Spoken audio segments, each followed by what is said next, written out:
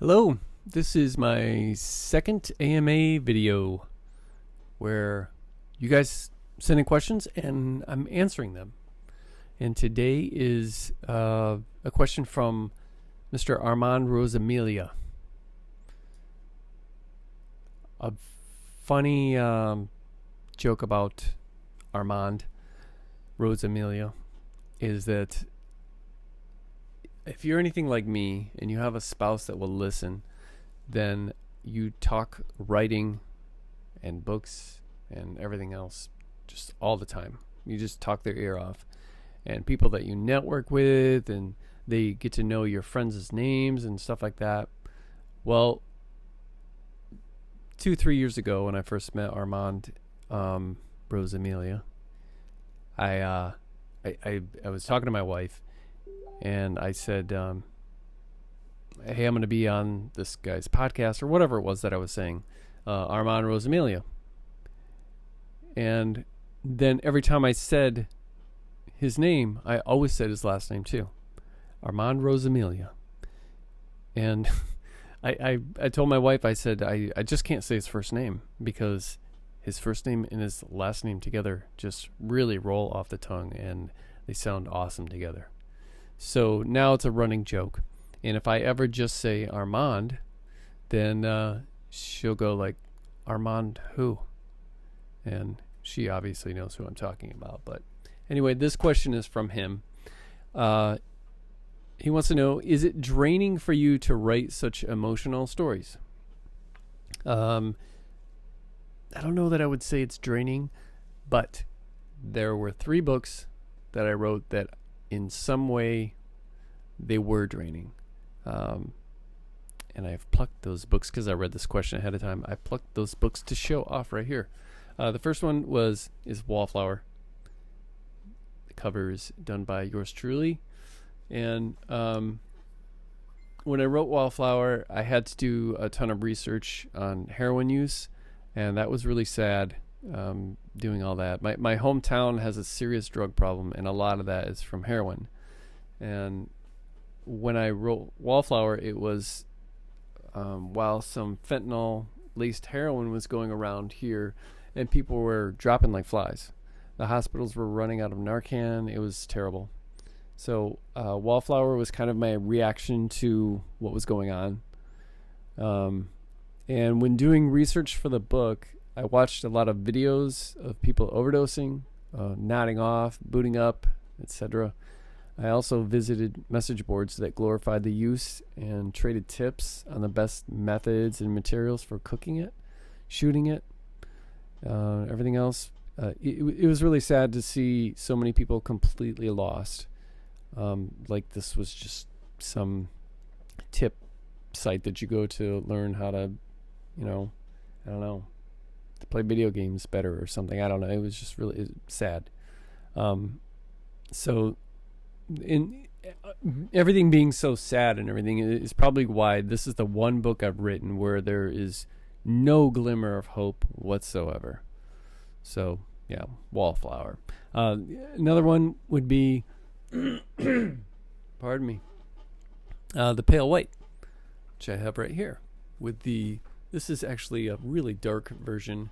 Sometimes Amazon does that with covers. If you have a dark cover, they tend to come back sometimes really dark, and it hides the glorious work that Mr. Zach McCain did on this cover for me. He's done several of my books. Thank you, Zach. When I wrote The Pale White, pardon me, I didn't do any research, but I used what I already knew about just from knowing so many women in my life who have lived through sexual trauma and sexual abuse, and what it does to them and how it affects them all differently. Male or female, when someone has been through sexual trauma or sexual abuse, no matter the degree, they're basically scarred for life. Not just like developing fears, but sometimes they develop a warped sense of love, and then they carry, and all of them carry like unwarranted shame that they should never have had in the first place. And that's maybe the saddest part of it. But it's their reactions or their coping that aren't always the same. The most draining part, I guess, of writing the book was, other than the constant reminder that this sort of thing happens far more than we know, is being a male writer and writing as a female, wanting so badly to have a voice that accurately and with sensitivity shows those scars. So that was a little nerve-wracking and quite the challenge for me. But it was fun to take on that challenge. The other one, and this probably was the most draining of all for sure, is Stirring the Sheets, with a cover done by, I put the cover together, whatever, but the painting that I used is from Mr. Robert Johnson, a UK artist who I believe does mixed media. I don't think this is actually a painting. I think that it's mixed media.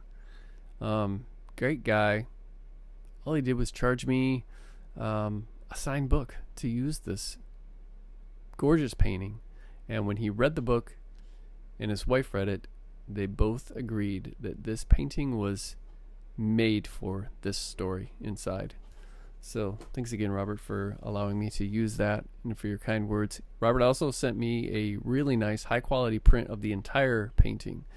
The entire painting has off to the side here has like a the chick is holding like a balloon, and I think there's a playing card laying there too.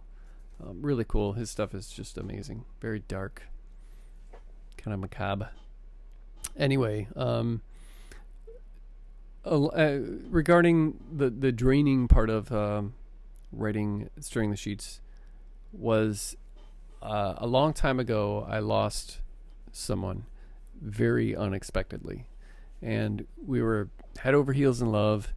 Thought it would last forever, and while that hurt like hell to go through,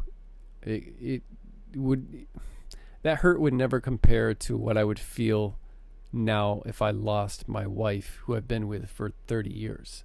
There's a lot of investment there, 3 decades, 3 kids, countless memories. We're best friends. So when writing Stirring the Sheets, I put myself in the headspace of losing her and how I would cope. Now, I'd never steal a corpse from the funeral home and bring it home, but I can easily see myself preserving my house in memory of her and not being able to move on, just like Emmett in the book. So that was, I cannot wait to be done with that book. But yeah, that's, I guess that's it. One little bit of trivia for Stirring the Sheets is, it's funny sometimes. Not sometimes. I've had a couple of reviews where people were disappointed that I didn't go there in the book. Like they thought it was going to be some, gross out necrophilia fest, and it's not. And to me, that would have been really easy to do, but that's exactly why I didn't do that, because first of all, I thought it was distasteful anyway, but to write something like that. But it would have been the easy way to go, instead of trying to stir up emotions and speak something that's, that can haunt you and horrify you, but still make you think and be filled with uncomfortable emotions, rather than just being grossed out that someone's screwing a body. So anyway, thank you, Armand Rosamilia, for your question. Please continue to send them in. I've got some other ones. I'm going to try to post a video a week. I know I haven't posted one in a couple of weeks, but I'm going to try to post them every week so that I can get your questions answered. And send them, either email me, chad@chadlutzke.com, or comment on this video on YouTube. Hit me up on Twitter. If you're a patron, then post, send me a message through there, or hit me up on Facebook or Instagram, wherever, man. Wherever's easiest for you. So thanks for watching. Thanks for your questions. See you soon.